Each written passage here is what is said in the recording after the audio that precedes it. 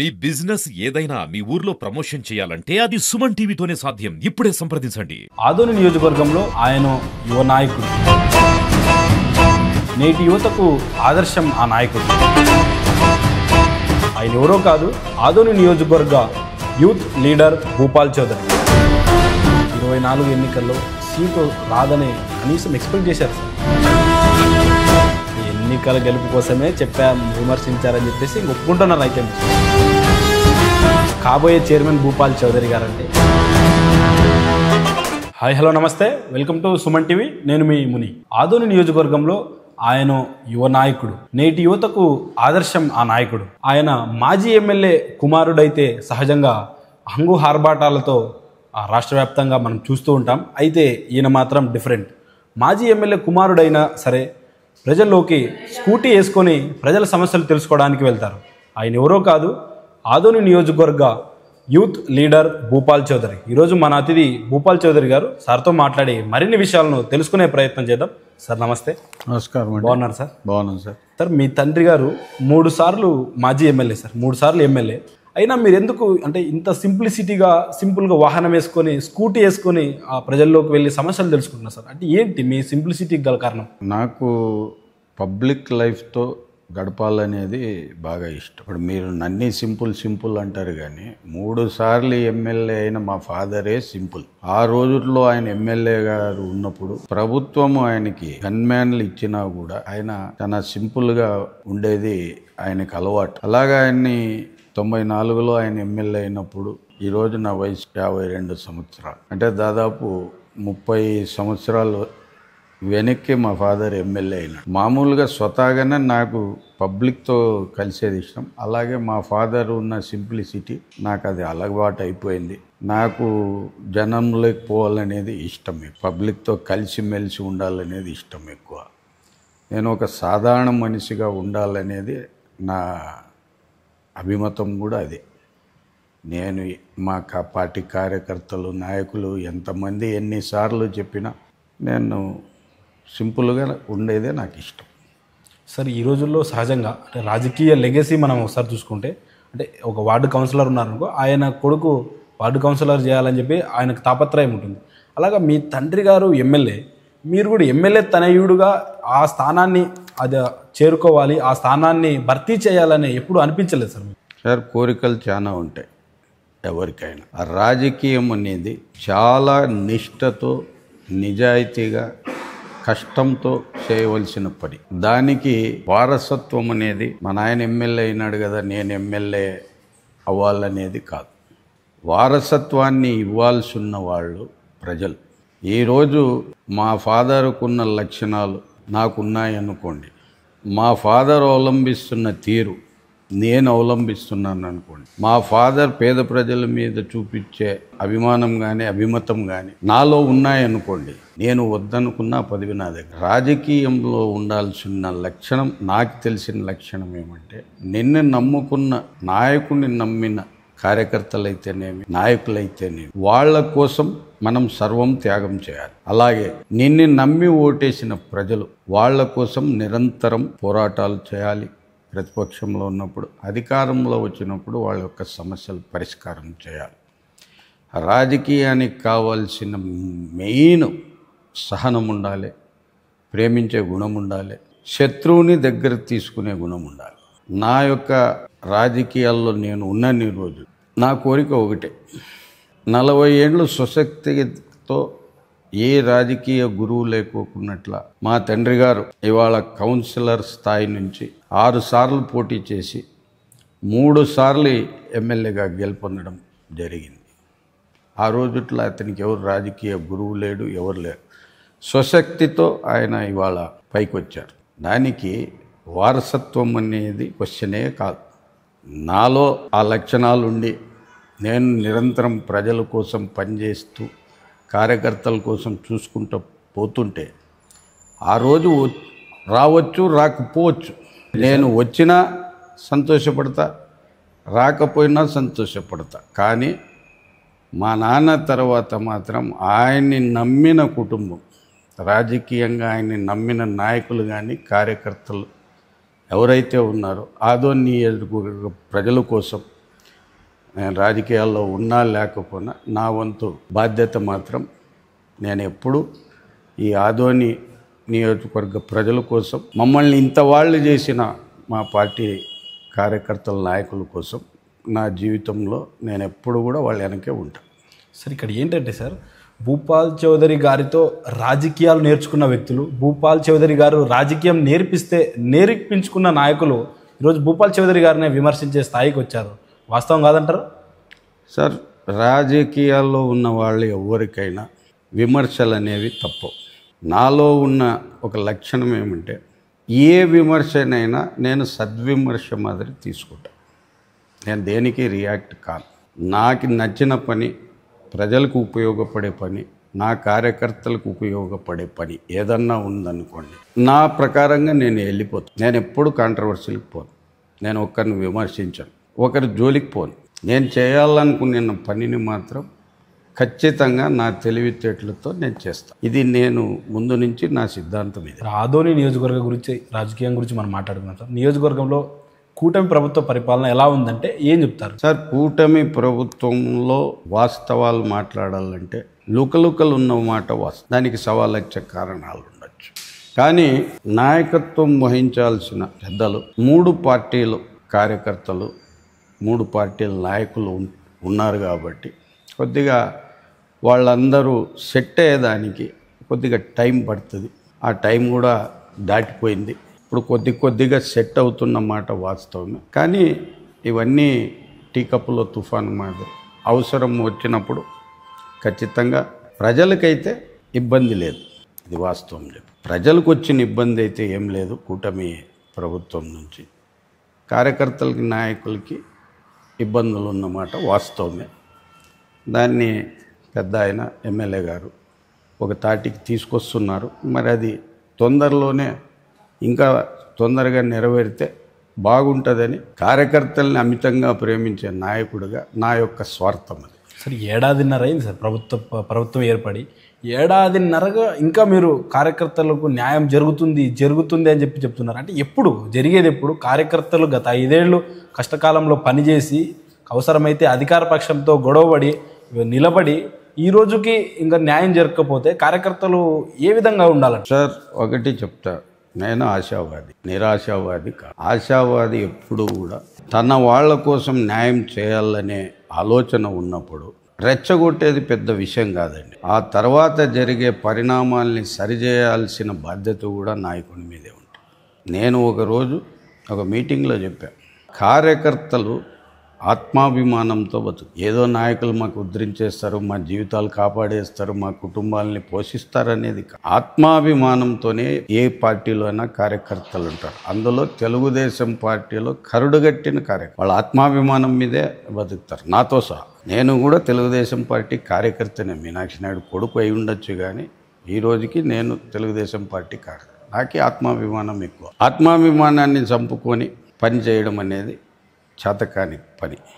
కానీ కార్యకర్తలకి సంజాయించాల్సిన బాధ్యత. 5 ఏళ్ళు ఇబ్బందులు పడినాం, ఇంకో 1.5 సంవత్సరం ఇబ్బందులు పడినాం, ముందుకి భవిష్యత్తు ఉంటుంది అని అందరినీ నచ్చజెప్పి పెద్ద మీనాక్షి నాయుడు గారు కూడా కార్యకర్తలకు అందరికీ సమన్వయం చేస్తూ, ఎంతున్నా కూటమిలో పెద్ద పార్టీ మందే, మనమే పెద్దన్న పాత్ర వహించాలి, మనమే బీజేపీ పార్టీ నాయకులు కార్యకర్తల్ని, జనసేన పార్టీ నాయకుల్ని కార్యకర్తల్ని చూసుకోవాల్సిన బాధ్యత కూడా మన మీదే ఉంటుందని ఆ పెద్ద ఆయన మీనాక్షి నాయుడు గారు చెప్పిన మాటలకి మేము కూడా కింద స్థాయి నాయకులతోన అందరికీ వాళ్ళకి సర్ది చెప్పి ఒక కొలిక్కి తెస్తున్నాం.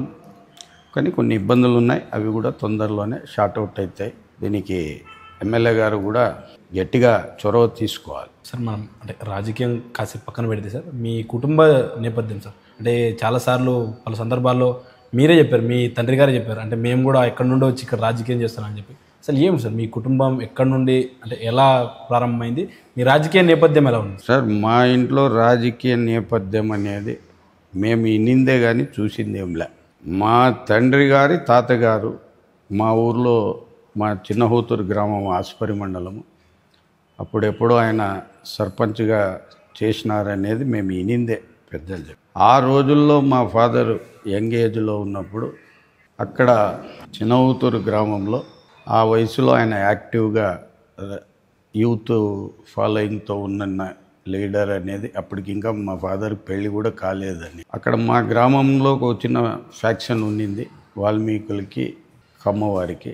అప్పట్లో మా ఫాదర్ బాగా యాక్టివ్గా ఉన్నారని చెప్పి పెళ్ళైన తర్వాత, నేను పుట్టిన తర్వాత మా తాతగారు వాళ్ళు అక్కడి నుంచి ఆదోనికి షిఫ్ట్ చేశారు మా ఫాదర్ని. ఆయన ఇక్కడ చిన్న ఒక దళాలంగిడి ఉండేది మాకు మార్కెట్ యార్డ్లో, సికే హనుమంతప్ప అనుకో అని. ఆ అంగిడిని చూసుకోమని మా తాత, అంటే మా జేజీ తాత, మా ఫాదర్ వాళ్ళ తాత ఆయన్ని తీసుకొని వచ్చి ఇక్కడ పెట్టి హటేలీ లైన్లో మేము ఫస్ట్ అక్కడ నివాసం ఉండేవాళ్ళము. ఇప్పుడు నేను ఒక 3-4 ఇయర్స్ ఉంటుందేమో నా ఏజ్. తర్వాత మా ఫాదర్ అంచెలంచెలుగా చిన్న రైల్వే కాంట్రాక్ట్, దళాలంగిడి ఇవన్నీ చూసుకుంటా ఆయన రాజకీయ గురువు హిందూ మల్షా గారు అని ఆయన ఇప్పుడు కీర్తిశేషులైనారు, జనతా పార్టీ ఆయనది.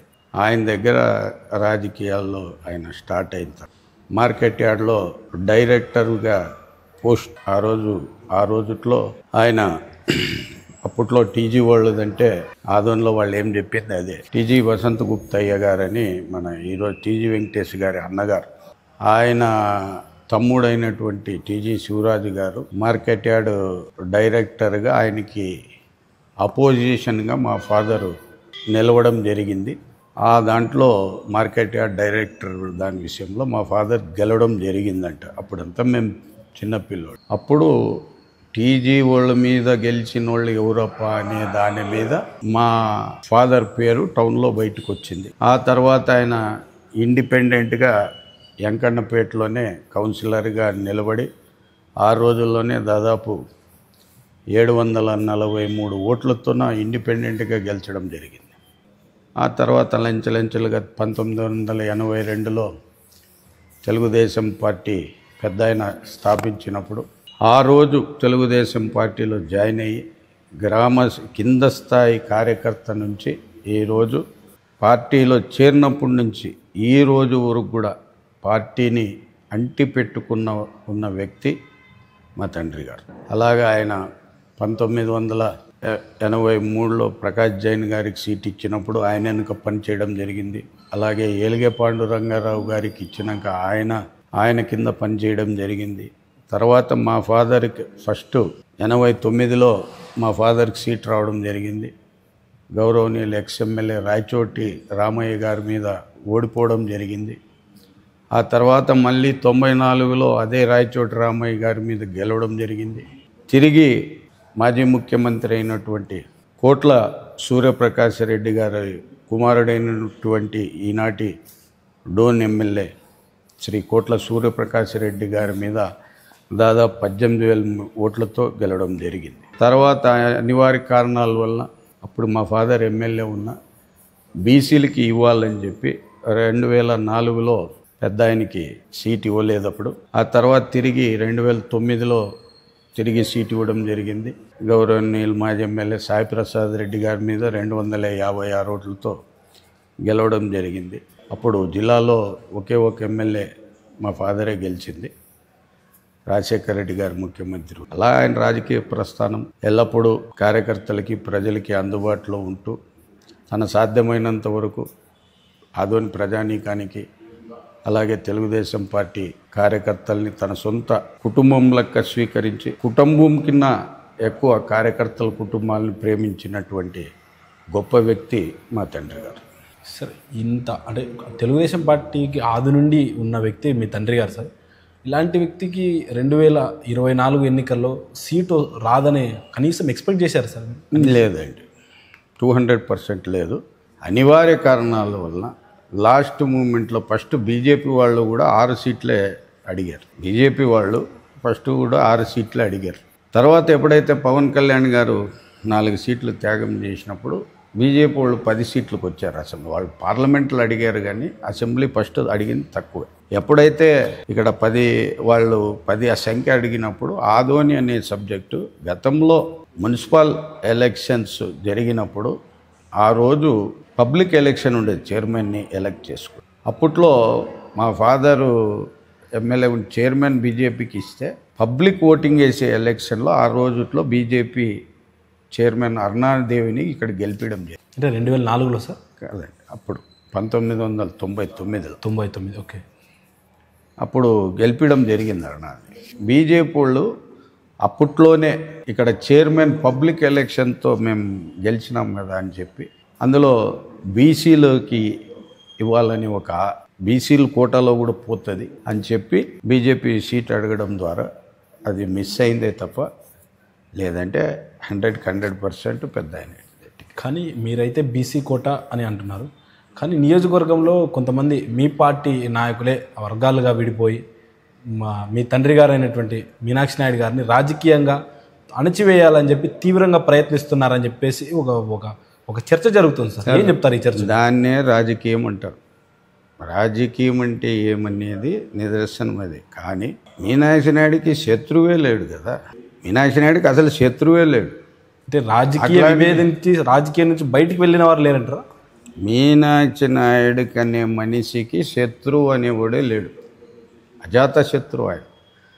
తనల్ని మాట్లాడినోళ్ళని, తనల్ని అన్నోళ్ళని అందరినీ హృదయంగా ప్రేమించిన మనిషి, అందరినీ దగ్గరకు పెట్టుకునే మనిషి. అని ఎవరికి వాళ్ళు రాజకీయంగా ఎదగాలనేది ప్రతి ఒక్కరికి ఆశ ఉంటుంది. అట్లన్నీ మీనాక్షి నాయుడిని అణచేసినామనుకునేది పొరపాటు.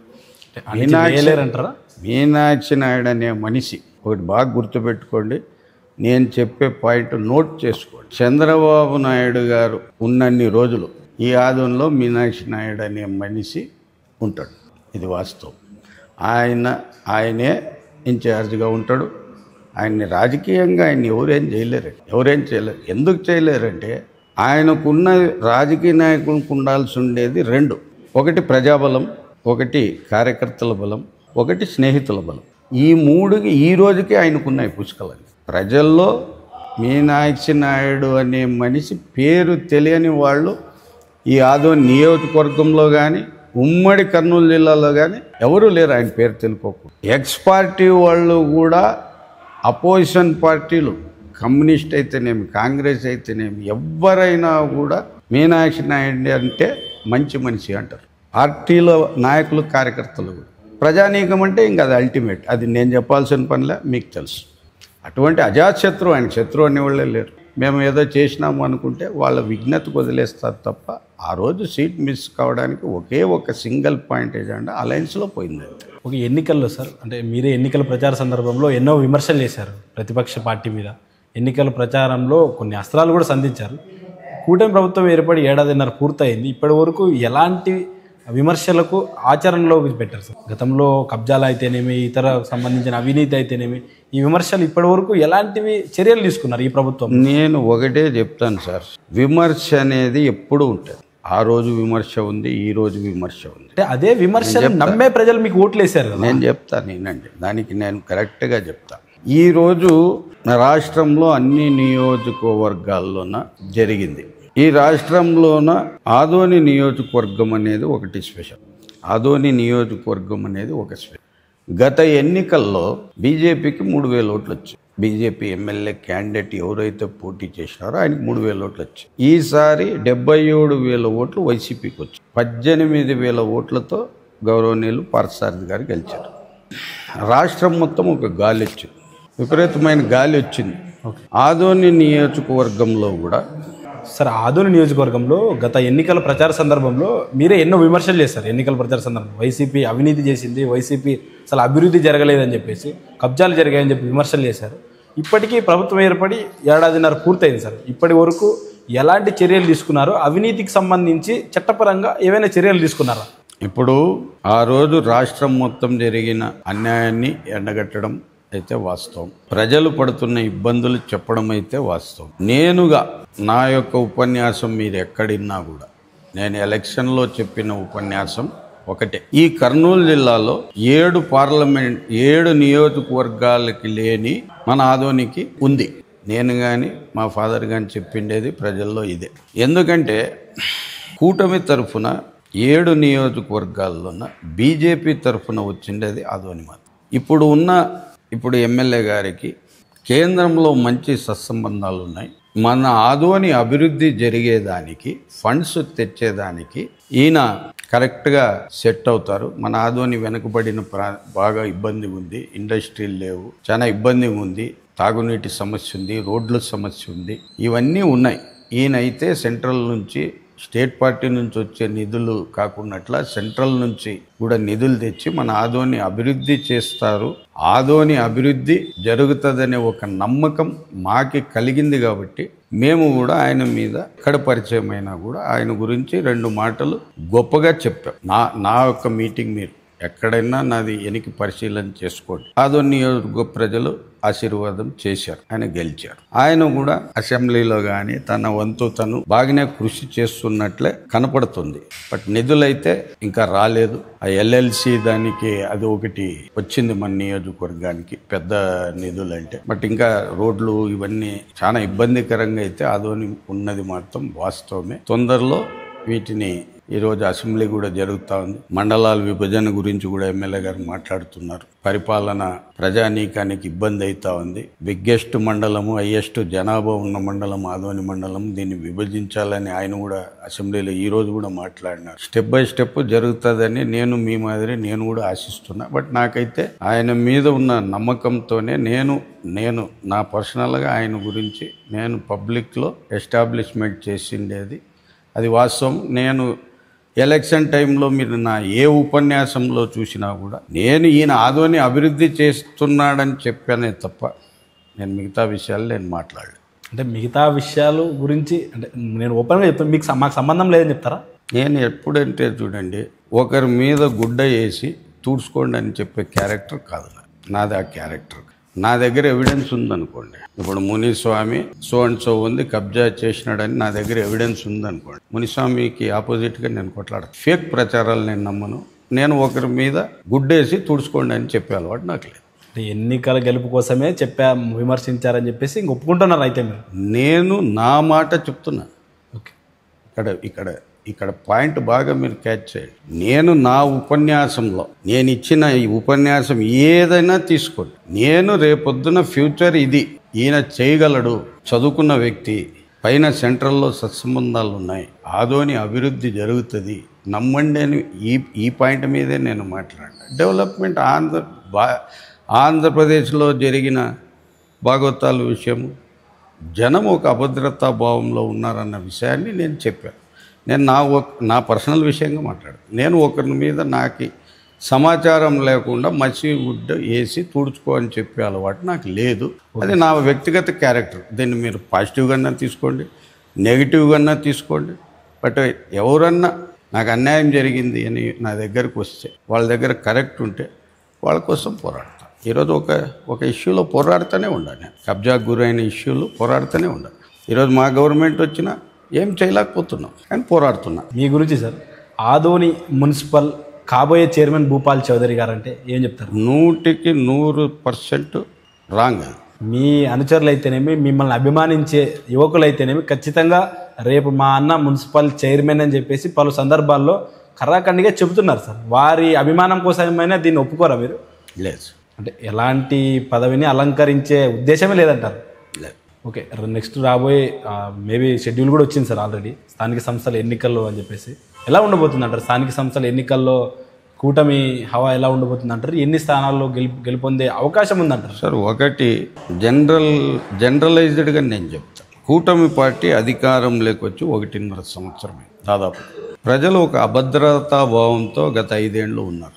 ఈరోజు ఆ అభద్రతా భావం ప్రజల్లో పోయింది. ఎవరు బతుకు వాళ్ళ బతుకు. Point number 1. Point number 2, election ముందు ఏవైతే హామీలు ఇచ్చిందో ప్రభుత్వం ప్రజలకి, పేద ప్రజలకి, వాళ్ళకి ఏవైతే హామీలు ఇచ్చిందో అవి స్టెప్ బై స్టెప్ ఒక్కొక్కటిగా ఆర్థిక ఇబ్బందులు, అసమానతలను అన్నీ తొలగించుకుంటూ ఈరోజు ఆర్థికంగా నిలబడిన తర్వాత ప్రతి ఒక్క స్కీము ఒక్కొక్కటి ఇంప్లిమెంట్ చేస్తూ అవి కింది స్థాయి వరకు ప్రజలకు చేరినాయి. ఇదైతే వాస్తవం. జరగాల్సి ఉండేది ఇప్పుడు అభివృద్ధి అనేది జరగాలి. ఇది నేను కూడా ఒప్పుకుంటా. ఆదోన్లో రోడ్లు చాలా ఇబ్బందిగా ఉంది. మరి ఎస్పెషల్లీ ఆ మాధవరం రోడ్డు, ఆ మార్కెట్కి వచ్చే రోడ్లు, ఆ పరతాపురం రోడ్డు, ఆ బైపాస్ చాలా అంటే చాలా ఇబ్బందిగా ఉంది. అవి కూడా చేయాల్సిన బాధ్యత ఈరోజు కూటమి ప్రభుత్వం మీద ఉంది. ఎందుకంటే సంక్షేమము అభివృద్ధి రెండూ చేస్తామని మనం పబ్లిక్లో చెప్పాం. సంక్షేమం ఇంప్లిమెంట్ చేసాం. ఇంకా 3.5 సంవత్సరాల టైం ఉంది. అదోని అభివృద్ధి చేస్తాం. అదోని అభివృద్ధి చేసే విషయంలో ముఖ్యంగా స్థానిక సంస్థలు కానీ మున్సిపాలిటీ కానీ అధికార పార్టీ వాళ్ళని గెలిపిస్తే ప్రజల్లో కూడా పనులు జరుగుతాయనేది ఒకటి ఉంటుంది. ప్లస్ ఎక్కడ దౌర్జన్యాలు లేవు. రేపు ఎలక్షన్లో కూడా పోయినసారి చేసినట్లా చేయకోకుండా ఎవరైనా స్వేచ్ఛగా ఎలక్షన్ నిలబడేదానికి మా కూటమి ప్రభుత్వం సపోర్ట్ చేస్తుంది. మేము చేసిన పనులు ప్రజల్లోకి తీసుకెళ్తాం, ప్రజలకు చెప్తాం. అభివృద్ధి విషయంలో కూడా మేము చెప్తాం. నమ్మారనుకోండి ఓటేస్తాం, నమ్మలేదనుకోండి మేము ఎక్కడున్నాము అనేది ప్రజలే చెప్తాం. నేను ఏదో ఫేక్గా చెప్పను సార్. అసలు మేము మీతో మాట్లాడుతుంటే అనిపిస్తుంది సార్, అసలు ఇంత జెన్యున్గా అంటే ఇంత న్యాచురల్గా మాట్లాడే రాజకీయ నాయకుడిని మేబీ నేను చాలా చూడలేదు సార్. చాలామంది ఇంటర్వ్యూ చేశాను నేను, కానీ ఎక్కడ చూడలేదు. అంటే ఎందుకు ఇంత న్యాచురల్ బిహేవియర్? న్యాచురల్ అనేది కదా సార్. నాకు ఇక్కడ ఏమనిపించిందే ఇక్కడ మాట్లాడతా, ఇక్కడ ఏమనిపించిందే ఇక్కడ మాట్లాడతా. ఇప్పుడు నేను అన్నిటికీ కొట్టేస్తాం, అన్నీ చేస్తాం. జనము వేస్తేనే అండి వచ్చేది. ఆ జనానికి మనం చెప్పాలి, సమిష్టిగా చెప్పాలి, కలిసి కట్టుగా చెప్పాలి. ఈరోజు ఈ పని నేను చేసినాను, ఇది చేసినానంటే నేను గుండె ధైర్యంతో చెప్తాను. చేయని పనిని చేసినానంటే జనం తిక్కోళ్ళ నమ్మేదానికి నమ్మరు కదా. ఈరోజు నువ్వు తల్లికి వందనం వేసినామంటే నమ్ముతారు, రైతుకి డబ్బులు ఇచ్చినామంటే నమ్ముతారు, ఎందుకంటే చేసాం కాబట్టి. గ్యాస్ ఇచ్చినామంటే నమ్ముతారు, ఈరోజు ఫ్రీ బస్సు పోతున్నామంటే నమ్ముతారు. నేను ఆదోని రోడ్లు బాగా చేసినాను, నేను ఆదోని టౌన్ వైడనింగ్ చేసినాను, నేను ఆదోనిలో తాగునీటి సమస్య పరిష్కారం చేసినానంటే నమ్ముతారా జనం? నమ్ముతారా? నమ్మరు కదా. వాళ్ళని కన్విన్స్ చేసి చెప్పాలి జనాన్ని. మేము చేస్తామని చెప్పి కన్విన్స్ చేయాలి. చెప్తాం. ఇప్పుడు ఇచ్చేవి చెప్పాము, ఇచ్చాము, నమ్ముతారు. ఇవి కూడా చేస్తామంటే నమ్ముతారనేది నా యొక్క మనస్తత్వం. అట్లా నమ్మించగలము అనే నమ్మకం నాకుంది. నా వరకు నా వ్యక్తిగత అభిప్రాయం చెప్పి ప్రజలకి అబద్ధాలు చెప్పి మసిపూసి మారేడుకాయ చేసి ఓట్లు తీసుకోవాలనే ఆలోచన అయితే మా కూటమిలో లేదు. నేను ఈరోజు చెప్తున్నా, ఇవాళ పొద్దున కూడా నేను మెడికల్ కాలేజ్ కాడు కూడా ఇవాళ నేను పొద్దున కూడా అదే చెప్పి, పశ్చిమ ప్రాంతమైనటువంటి ఆదోనికి మెడికల్ కాలేజ్ అనేది రావడం అనేది ఒక గొప్ప ఇది. దాన్ని జగన్మోహన్ రెడ్డి గారు ఆదోనికి ఇచ్చినారన్నప్పుడు సంతోషపడినాం. ఇప్పుడు ప్రభుత్వాలు మారచ్చండి, వాళ్ళు చేసిన ఫౌండేషన్స్ అయితే మారవు కదా, అవి చిరస్థాయిగా ఉంటాయి. ఈరోజు ఎవరన్నా ఉండొచ్చు, రేపు అధికారంలో మేము ఉండొచ్చు, రేపు అధికారంలో అంటే ఇప్పుడు కూటమి పీపీ పద్ధతిలో నడపాలని చెప్పేసి భావిస్తుంది సార్. అంటే ఈ నిర్ణయాన్ని తప్పుపడుతున్నారా? 200% నేను తప్పుపట్టడం లేదా? లేదండి. అంటే అన్ని విద్యార్థి సంఘాలు అయితేనే ప్రజా సంఘాలు డిమాండ్ చేస్తున్నాయి ఖచ్చితంగా ప్రభుత్వమే నిర్ణయించాలి. నా పర్సనల్ అభిప్రాయం చెప్తున్నా, ఒకటే చెప్తా. పీపీపీ పద్ధతి అనేది అందరు ఏమనుకుంటున్నారు, అవి ప్రైవేట్ పరం అయిపోతాయి అనే ఆలోచనలలోనే ఉన్నారు. నేను వాళ్ళ ఆలోచనలు నేను తప్పు పట్టను, ఎవరి ఆలోచన వాళ్ళది. ఈ ప్రజాస్వామ్యంలో ఎవరైనా వాళ్ళ యొక్క మాటని వాళ్ళు చెప్పేదానికి వాళ్ళకి స్వేచ్ఛ ఉంది. అది వాళ్ళ మాట, విద్యార్థి సంఘాల మాట, రాజకీయ పక్షాల మాట. మనం దేన్ని విభేదించం. ఈరోజు ఆ హాస్పిటల్ని పూర్తి చేయాల్సిన బాధ్యత కూటమి ప్రభుత్వం మీద ఉంది. ఎందుకంటే ఈరోజు వైద్యం అనేది ఈ డివిజన్లో ఉన్న జనానికి కర్నూలుకి హైదరాబాద్కి పోవాలంటే దూరం అవుతుంది. కాబట్టి ఈ ఆదోనిలో వస్తే ఇబ్బంది లేకోకుండా జరుగుతాయి. కాబట్టి ఒక ఆశ ఖచ్చితంగా ఈరోజేం చంద్రబాబు నాయుడు గారికి ముఖ్యమంత్రి గారేమి రేపొద్దున మెడికల్ కాలేజీలో మీకు ఏమైనా ప్రైవేట్ హాస్పిటల్లో డబ్బులు తీసుకుంటారని ఎక్కడని చెప్పారా? నీ అంతకు నువ్వు ఆలోచన చేసుకొని ప్రైవేట్ పరం అయిపోతుంది అని దాని చుట్టూ రాజకీయం చేస్తున్నారు తప్ప అది ఆగదు. పోరాటాలు చేసేది తప్పు లేదు. రేపొద్దున కర్నూలు మెడికల్ ఆసుపత్రిలో ఇప్పుడు కర్నూలు మెడికల్ ఆసుపత్రి గవర్నమెంట్ కాలేజే కాదు. ఈరోజు కర్నూలు మెడికల్ ఆసుపత్రికి పోతే ఆడేమన్నా డబ్బులు ఇస్తున్నారా? లేదు కదా. ఏమన్నా టెస్టులు అక్కడ లేనివి బయట చెప్తే వాటికి ఏదన్నా ఇచ్చుకుంటుంటారు. మందులతో సహా ఫ్రీ ఇస్తారా? లేదు, ఫ్రీ ఇస్తున్నారు. రేపు ఇక్కడ అదే జరుగుద్ది. ప్రైవేట్ పీపీపీ విధానం అంటే ఆధునిక మౌలిక సదుపాయాలు ఇవన్నీ చేసి ఈరోజు ఇప్పుడు ఆదోనిలో ఇప్పుడు హాస్పిటల్ కట్టారు కదండి, 500 పడకలు కట్టాలని చెప్పి కట్టారు. దాన్ని కట్టారు. ఆ పెద్ద ఆసుపత్రి కాడ కట్టారు. ఇది 100 పడకల నుంచి 200 షిఫ్ట్ చేయాలని చేశారు కదా. మరి ఇక్కడ నుంచి ఆదోని నుంచి కాన్పులకు కూడా కర్నూలుకు పంపించాల్సిన అవసరం ఏముంది? అక్కడ సరైన సిబ్బంది లేరు. సరైన సిబ్బంది లేదు, సరైన సదుపాయాలు లేదు, ఇవన్నీ ఉంటాయి. కాబట్టి అదే పీపీపీ విధానం పబ్లిక్ ప్రైవేట్ వాళ్ళ చేతుల్లో ఉంటే అంత ఫ్రీనే ఉంటుంది, టోటల్ ఫ్రీగానే ఉంటుంది. ఏ ఒక్క రూపాయి కూడా దాంట్లో ఉన్న ప్రజలు చెల్లించాల్సిన పని లేదు. ఏ ఒక్క దానికి కర్నూలు ఆసుపత్రికి పోవాల్సిన పని లేకోకున్నట్లు అన్ని సదుపాయాలు ఇదే హాస్పిటల్లోనే ఉంటాయి. ఈరోజు నేను చెప్పేది ప్రజా సంఘాల వాళ్ళకి, రాజకీయ పార్టీల వాళ్ళకి, నేను వాళ్ళు ఆల్రెడీ నేను ఇప్పుడు సోషల్ మీడియాలో కూడా చూశాను నేను కామెంట్లు, కానీ నేను దాన్ని పట్టించుకోను. ఫైనల్గా ఆదోని నియోజకవర్గ ప్రజలకి ఒక పెద్ద ఆసుపత్రి అనేది మన కాన్స్టిట్యున్సీలో వచ్చిన దానికి ఎలాగైనా అది హాస్పిటల్ స్టార్ట్ కావాలనేది ఒకటి. ఆ హాస్పిటల్ 100% ప్రజా వైద్యశాలనే.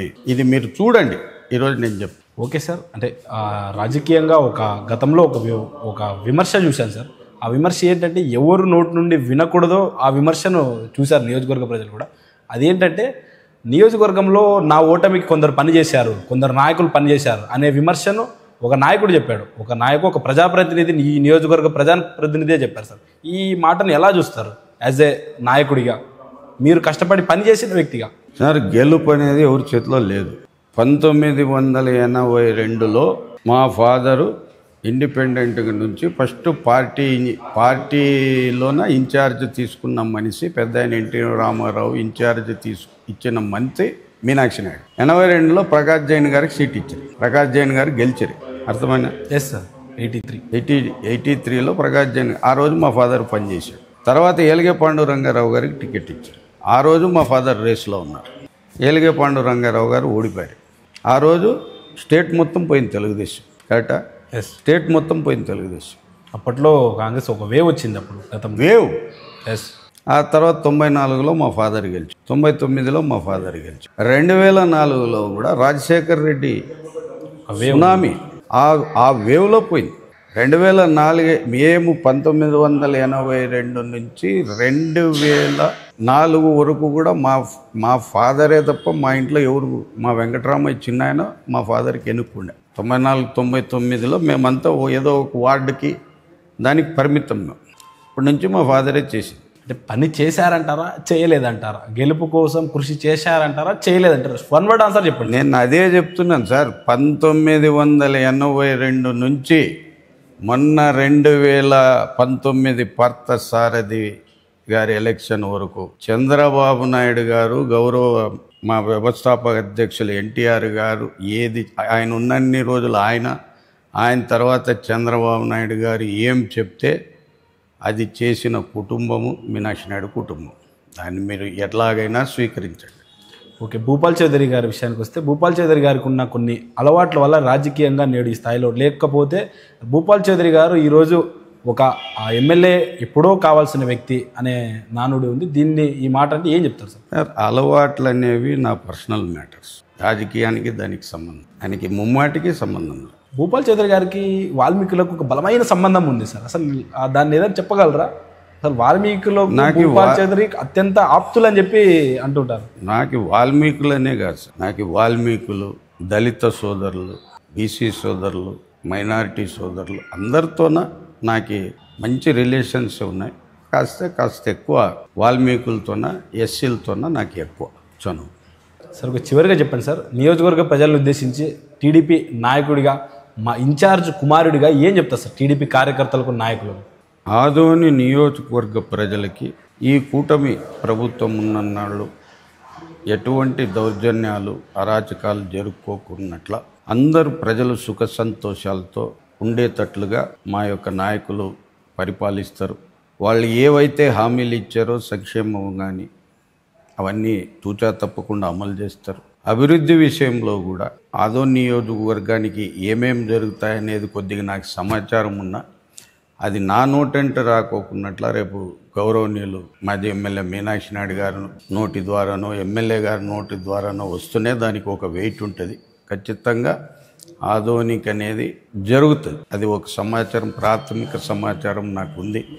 అభివృద్ధి జరుగుతుంది అనే ఆశ కూడా నాకు ఉంది. ఖచ్చితంగా ఆదోని అభివృద్ధి చేసే బాధ్యత అయితే కూటమి ప్రభుత్వం తీసుకుంటుంది. నాయకులకి కార్యకర్తలకి మాత్రం నేను ఇచ్చే సందేశము ఒకటే, మనము తెలుగుదేశం పార్టీ పెద్ద అయిన సైనికులం. మనకి ఏదన్నా లబ్ధి జరిగినా జరగకపోయినా, మనకి ఎన్ని ఇబ్బందులు వచ్చినా, మనకి ఎన్ని అవమానాలు జరిగినా పార్టీ అనేది పెద్దది. పార్టీ కోసం ప్రతి ఒక్క తెలుగుదేశం పార్టీ కార్యకర్త నిస్వార్థంతో పార్టీకి పనిచేయండి. మీ యొక్క అభివృద్ధిని, మీ యొక్క రాజకీయ అభివృద్ధిని కానీ, మీ యొక్క ఆర్థిక అభివృద్ధిని కానీ గౌరవనీయులు మాజీ ఎమ్మెల్యే మీనాక్షి నాయుడు గారు ఉన్నంత వరకు మీరు ఏ ఒక్క % కూడా నాయకులు కార్యకర్తలు భయపడద్దు. ఇది ఆదోని నియోజకవర్గ ప్రజలు మాత్రం వాళ్ళని అభివృద్ధి చేస్తూ సంక్షేమం ఇస్తూ వాళ్ళందరూ ప్రశాంతంగా ఈ కూటమి ప్రభుత్వం ఉన్నన్ని రోజులు ప్రశాంతంగా ఉంటారు. ఎటువంటి దౌర్జన్యాలు ఆగడాలు జరగవు, ఎవరు ఆస్తులు పోవు. ఖచ్చితంగా రక్షణ అయితే కూటమి ప్రభుత్వం నుంచి ప్రజానీకానికి ఉంటుంది.